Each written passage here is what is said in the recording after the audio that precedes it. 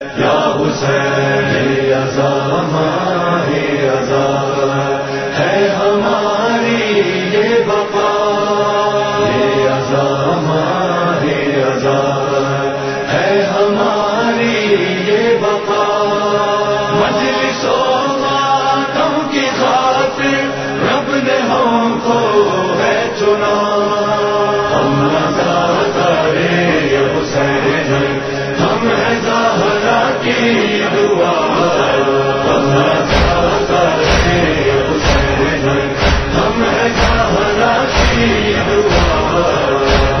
اگر امام حسین علیہ السلام کی شہادت کے بعد فرض کریں کہ یزید کربلا میں ہی محصور کر دیتا حضرت زینب اور حضرت ام کلثوم اور باقی جتنے بھی اہل حرم تھے، انہیں زمین دے دیتا، گھر دے دیتا اور یہاں سے باہر نہ نکلنے دیتا، اور امام حسین علیہ السلام کی قبر مطہر کو بہت خوبصورت بنا دیتا، تو نتیجہ کیا ہوتا؟ نتیجہ یہ ہوتا کہ شہادت امام حسین کیا ہو جاتی؟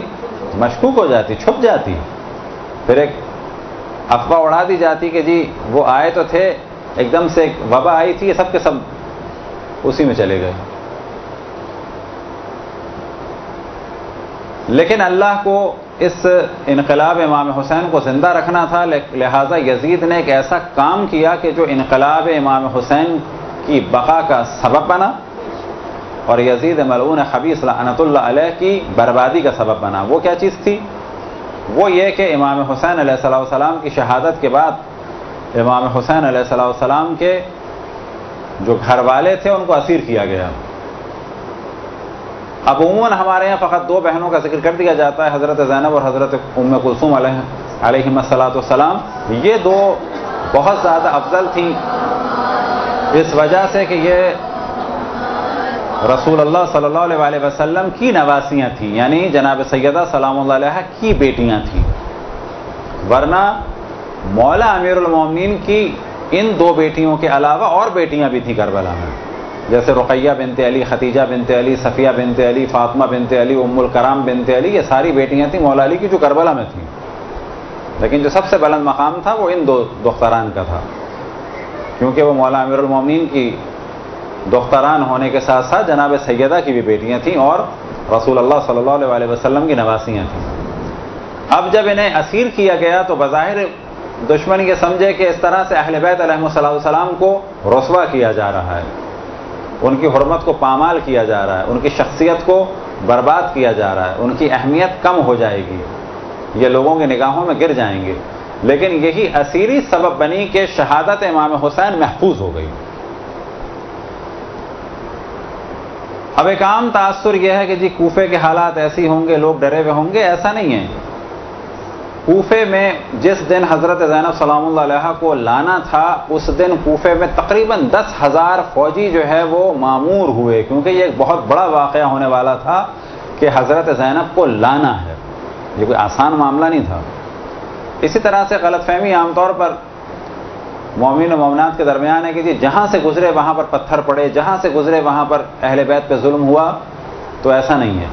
بعض جگہ تو اہل بیت علیہ السلام کی حمایت میں لوگ کھڑے ہو گئے تھے، جیسے تکریت میں لوگ کھڑے ہو گئے تھے، موصل میں کھڑے ہو گئے تھے، ان دو شہروں میں اہل بیت کا قافلہ داخل نہیں ہو سکا، دروازے بند کر دیے گئے شہر کے، فوج مسلط ہو گئی، پھر پیغام بھیجا گورنر نے کہ یہ قافلے کو زینب اور ام کلثوم کو باہر سے باہر لے جاؤ ورنہ شہر نکل جائے گا ہاتھ سے، شہر میں قتل عام ہو جائے گا۔ لوگ کھڑے ہو گئے ہیں، تکریت اور موصل،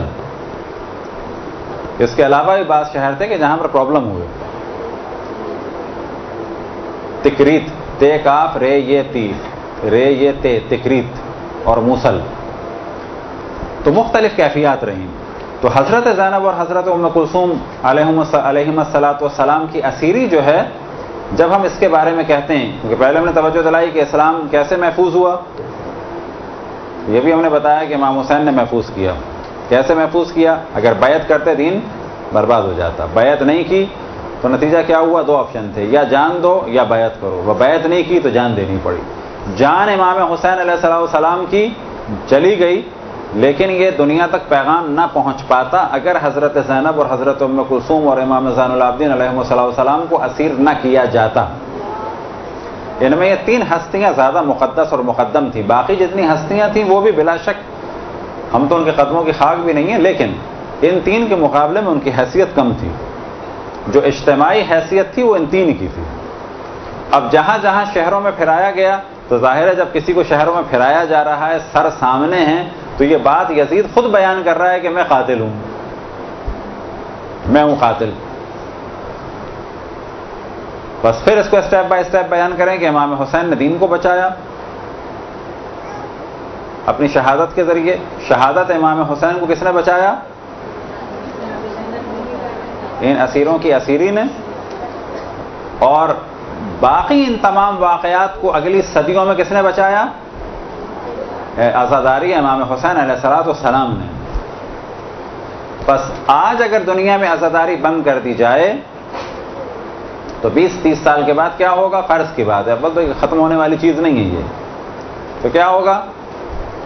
تھوڑے دن میں یزید کے ساتھ بھی رضی اللہ تعالیٰ عنہ لگے گا، پھر اس کے بعد تھوڑے دن میں جیسا کہ مسلمانوں میں بعض فرقے یعنی اہل سنت کے بعض فرقے کھل کے کہتے ہیں کہ یہ 7واں خلیفہ ہے، تو وہ 7واں خلیفہ بن جاتا یا بن جائے گا۔